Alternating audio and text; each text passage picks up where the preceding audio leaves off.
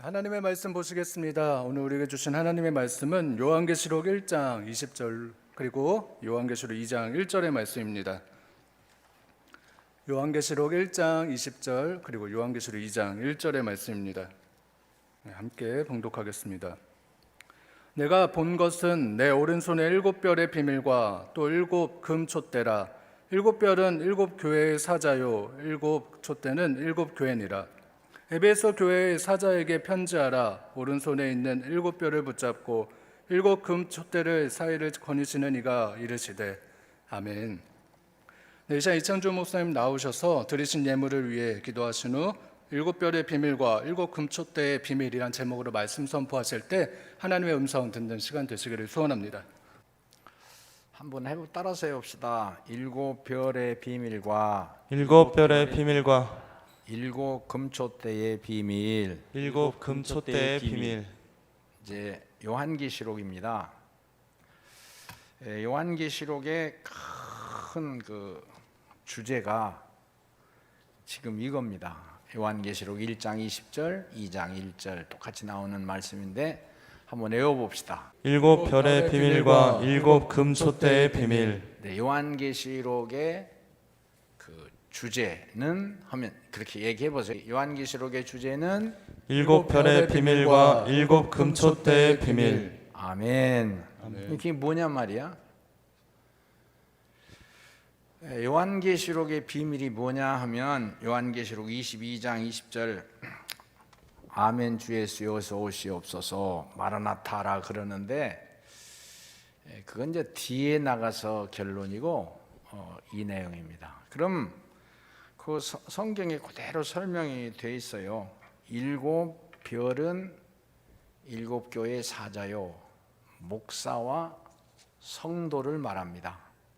성도 전체를 대표해서 별, 목사 그렇게 말하는 것이고 목사님들이 바로 서야 되겠죠. 쓰러지면 안 되고 비틀거려도 안 되겠죠. 그 다음에 7금촛대는 7교회니라 7교회니라 그렇게 말씀한 겁니다. 자, 그럼 요한계시록의 주제는 어디냐 하면 요한계시록 주제는 7장 10절 큰 소리로 외쳐 이르되 구원하심이 보좌에 앉으신 우리 하나님과 어린 양에게 있도다. 아멘. 그러니까 우리의 초점이 시점이 관심이 세상에 있잖아요. 정치는 어떻게 되며 경제는 어떻게 되며 우리 먹고 사는 건 어떻게 되며 누가 대통령이 되면 누가 동네 지도자가 되면 옆에 있는 어떤 사업체가 어떻게 일어나며 거의 눈으로 보는 이 정욕, 마음의 욕심, 또 내 자랑, 인간의 자랑이 다 속해 있는데 우리는 이 아침에 눈을 뜨고 강대상이라도 쳐다보고 또 우리의 몸이 하나님의 전해온 것을 감사합니다. 아멘. 어떻게 이렇게 할 수 있느냐? 예를 들면 우리 같으면 그렇겠죠. 말씀, 기도, 찬양, 예배에 집중한다 이렇게 할 수 있는데 이제 이런 일이 하나님의 사람들에게 약화되면 안 되거든요. 이렇게 새벽 기도한다 억지로라도 오자 할 때 아멘 아멘 하시기를 바랍니다. 아멘. 우리가 기도할 수 있는 형편이 되고 여건이 됐을 때는 할 수 있는데 할 수 없을 때 지금 병원에 계신 분도 계시고 또는 뭐 요양원에 계신 분도 계시고 또 외지에 출타한 분도 계신데 그렇게 고통이 있어서 보좌에 앉으신 우리 하나님과 어린 양에게 관심을 둘 수 없을 때 오히려 더 이제 그게 우리의 믿음의 능력입니다.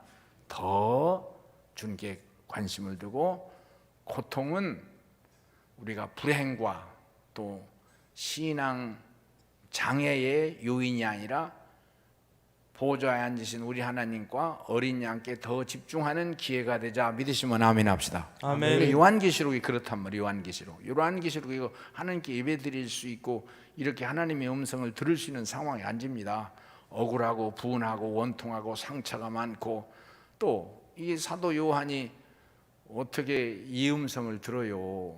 일평생 주님을 따라다니고 헌신하고 충성하고 가족을 다 버리고 주님을 일평생 따랐는데 그 결과가 지금 감옥에서 아주 혼나고 있잖아요.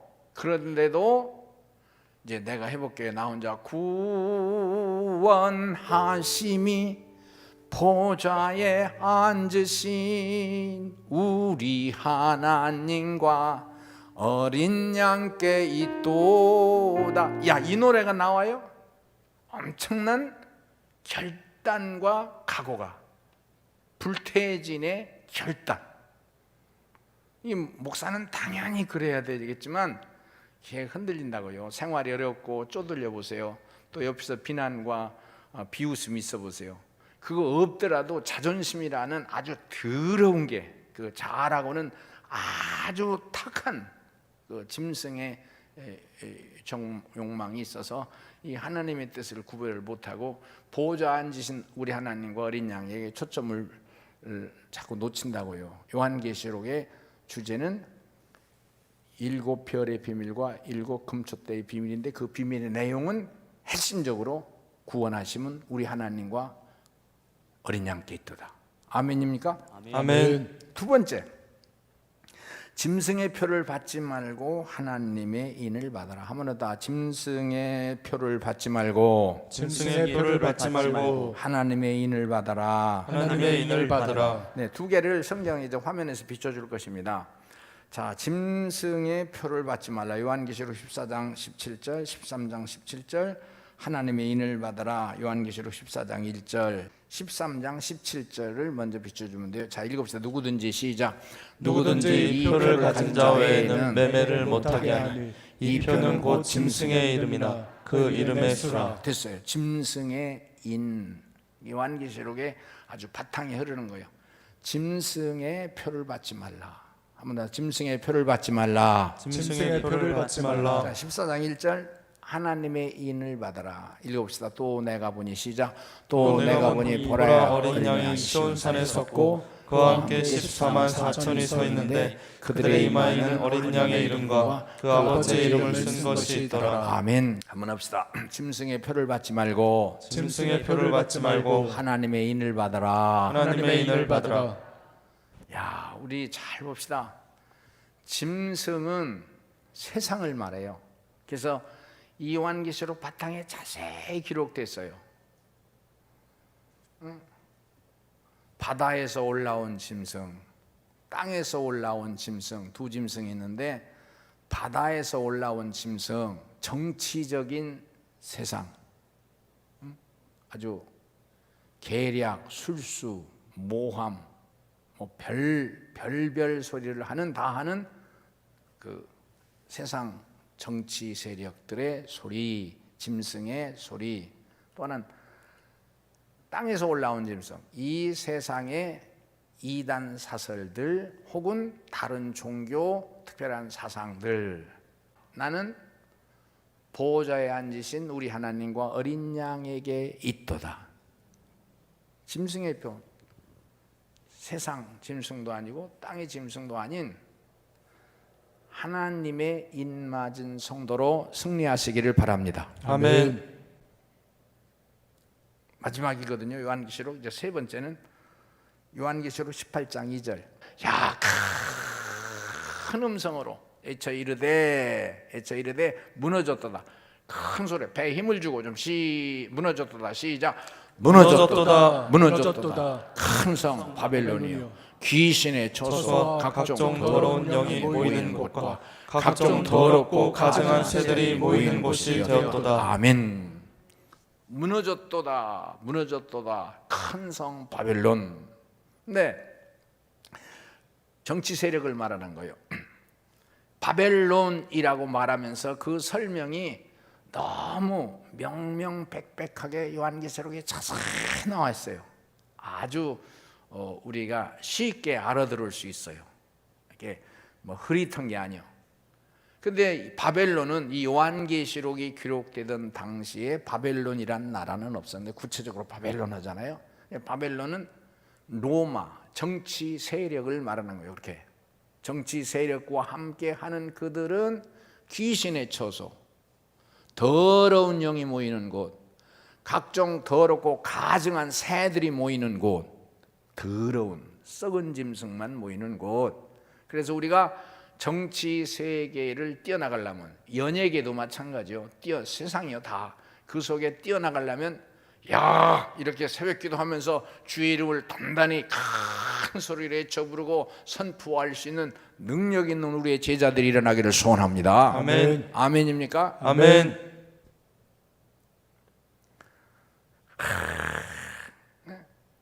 근데 이 바벨론 무너졌도다 큰 성 바벨론은 요한계시록의 한 장소가 5-6번이 나오는데, 무너지는 바벨론은 어떤 나라냐?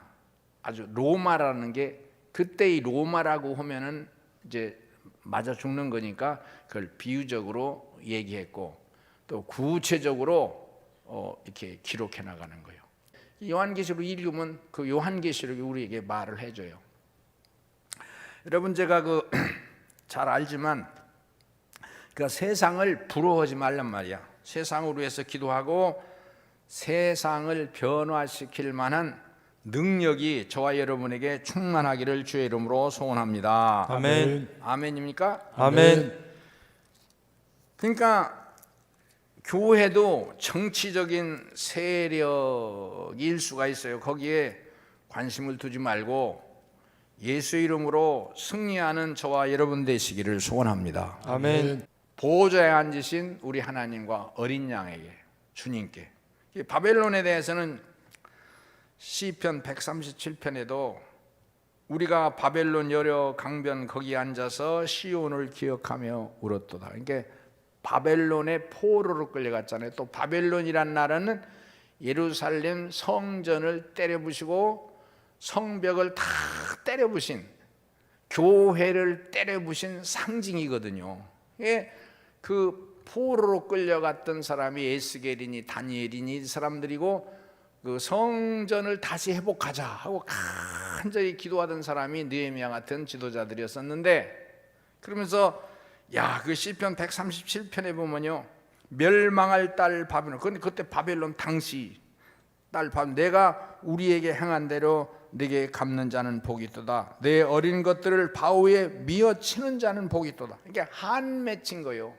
그 오늘날도 바벨론 역할을 하는, 교회를 무너뜨리려고 하고 예배를 중단시키려고 하는 그 어떤 흐름, 그게 질병일 수도 있고 정치적인 계략일 수도 있고 또는 사회적인 분위기일 수도 있는데, 따라서 합시다. 바벨론은 무너진다. 무너진다. 7 별의 비밀과 7 금초대의 비밀, 이 요한계시록 1장, 2장, 3장에 보면 7 별도 다 부서지고 떨어지고 7 금초대도 다 박살난 상태에서 사도 요한 하나도 죽음의 반모섬에서 주의 날, 주일날 예배를 드리는 거예요. 예배를 드리는데 하나님의 음성이 다 무너졌는데도 사도 요한에게는 들려오는 거예요. 이게 우리의 이 특별한 기도예요. 하면서 비밀을 말해 주었다. 지금 7 별이 다 죽고 무너지고 떨어지고, 예수님 12제자를 비롯해서 7 금초대도 다 박살이 났는데, 아니야, 주님이 딱 그 반모섬에 나타나셔서 사도 요한 앞에 걸어오시면서 말씀하시는 거예요. 지금 이 내용이요, 세상 짐승의 표를 받지 말고, 세상에 물들지 말고 인터넷 유튜브에 깊이 빠지는 것도 문제예요. 약간의 정보를 구할 수는 있으나 그걸 쫓아서 가다 보면 결국은 마귀의 올무에 걸리고 세상 짐승의 표 속으로 들어가서 아예 헤어나오지 못하는 그 인간의 비극, 영적인 비극. 자, 우리는 따라서 합시다. 하나님의 인을 받자. 하나님의 인을 받자. 야, 이게 세례 요한, 이게 사도 요한. 사도 요한은 어떻게 확실히 주님의 제자예요. 주님 살아계신 줄로 믿습니다. 그러면서 역사의 비밀, 그거는 곧 어떤 정당, 어떤 나라가 아니라 그건 다 무너져. 7 금초대와 7 별은 승리하게 될 줄로 믿습니다. 아멘. 이 내용을 무너진 7 교회와 다 떨어진 목사 성도들에게 전하라 해서 그걸 받아 쓴 게 요한계시록이고, 천사가 나에게 저러지 말라 너무 기뻐서 감옥에서 막 이 간격이 너무 고마워서 7 별 7 금초대가 이 지상의 모든 역사를 주도하는 사역자가 되고 일꾼이 된다. 세상 왕들 바벨론의 그 사치와 향락이 성공하고 승리하는 것 같지만 보좌에 앉으신 우리 하나님과 어린 양이 주도를 하고, 그리고 그 하나님의 전권을 받아서 세상 역사를 변화시키는 주체 세력은 정당이 아니고 정권이 아니고 세상 어떤 대표들이 아니라 7 별과 7 금초대니라. 아멘. 여러분 큰 용기를 가지시기를 바랍니다. 그러면서 마지막 하나, 요한계시록 8장 4절, 이 진행의 핵심 부판에 있는 내용들인데, 자, 요한계시록 8장 4절 향연이 한번 읽어봅시다. 시작. 향연이 성도의 기도와 함께 천사의 손으로부터 하나님 앞으로 올라가는지라. 아멘. 기도요. 향연이 성도의 기도와 함께 천사의 손으로부터 하나님 앞으로 올려가더라. 기도하는 자로 우리는 삽시다. 아멘입니까? 아멘. 오늘 아침에 이렇게 우리가 계산할 수 없을 만큼 많이 참석하셨잖아요. 우리 다른 형제교회도 다 참석했는데 오늘이 6월 29일인데 연말까지 12월 성탄절 달까지 우리 새벽기도 합시다. 아멘. 아멘입니까? 아멘. 새벽에 혹시 야근해서 근무해서 밤중에 퇴근하시는 분들은 어느 낮에라도 아주 이걸 딱 저처럼 딱 정해야 돼요. 우리 가족들도 지가 아침에 어쨌든 일어나는 걸 보고 아주 나를 칭찬하고 격려하고 그래요. 어쨌든 난 심장이 병이 있든 없든 딱 어쨌든 하루 저녁을 잠을 잤든 안 잤든 어쨌든 4시, 5시, 6시는 내가 기도에 쳐서, 특별히 나는 교회 예배를 주장하기 때문에, 아니면 기도원 산 중턱 한번 해봅시다. 주여 한번 해봅시다. 주여 주여. 그래서 아까 영상에 나온 모니카 사진을 보여줬는데 기도하는 어머니다. 저 옆에 보면 332년에서 387년이라 했는데 그 유명한 어거스틴의 어머니다. 어거스틴은 머리는 좋은데 타락하고 자기 머리를 돌리거든요. 머리를 좋은데 머리를 세상 짐승의 세력하고 결탁해서 돌아다니거든요. 그런데 이 어머니는 기도하는 거예요. 자기 담임 목사님이 있어서 300년 되니까 이 개신교가 나오지 않았을 때예요. 목사님이 돼서 항상 울고 한나처럼 울고, 한나는 자식이 없어서 울었지, 그러나 이 사람은 자식이 있는데 방탕하고 허황방탕하니까 세상에 깊이 빠졌으니까 자기처럼 교회 안에서 주여 주어는 사랑 이것만 가지고 있는 사람 눈에 보면 속 터지는 거지. 결국은 30여 년 만에 아들은 교회로 돌아오고, 세계 기독교의 역사에서 사도 바울 다음으로 영향력을 미친 아들이 된 줄로 믿습니다. 그런데 그 아들이 훌륭하다고 하지만 그 아들 뒤에는 항상 인생과 삶의 모델이 되고 모본이 되는 어머니의 기도. 어머니의 지식이 아니야, 똑똑한 게 아니야, 간섭하는 게 아니야, 재능이 아니야, 어학 능력이 아니야. 어머니의 기도. 어머니의 기도. 저와 여러분이 이게 바보 같은 거요. 이 걸음으로 일평생 살아갈 수 있기를 주의 이름으로 소원합니다. 아멘. 그냥 교회에 왔다 갔다 하는 정도가 아니라, 이게 아주 나이가 드신 연로하신 분들은 좀 어렵겠지만 한 3, 4, 50 되신 분들은 1시간 정도의 기도의 시간을 가집시다. 1시간은 40분에서 1시간은 기본입니다. 기본. 그래야 그 뒤에 하늘이 열리는 것이 무엇인지를 약간 알아요. 그것도 하나님의 신비가, 은혜가, 능력이 넘쳐야 되니까 자꾸 자기 머리를 돌리잖아. 자기 머리가 하나님의 능력에 이끌리는 세계가 있어요. 말할 필요 없거든요. 자, 하나님 아버지, 우리가 이번 탈북자 수련회를 앞에 놓고 기도하는데 난 우리나라가 이걸 알아야 된다고 생각해요. 이렇게 말하면 저 목사는 너무 보수적이다 라고 욕해도 할 수 없어요. 우리나라가 당한 현실이고 입장이에요. 세계에서 우리나라밖에 없어요.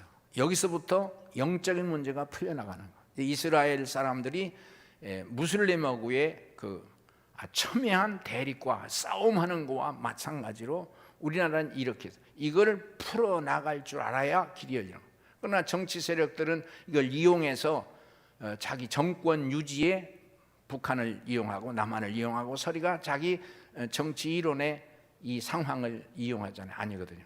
지난 정부에서 이제 그 국회의원 선거할 때 진짜 기도한 건 그거예요.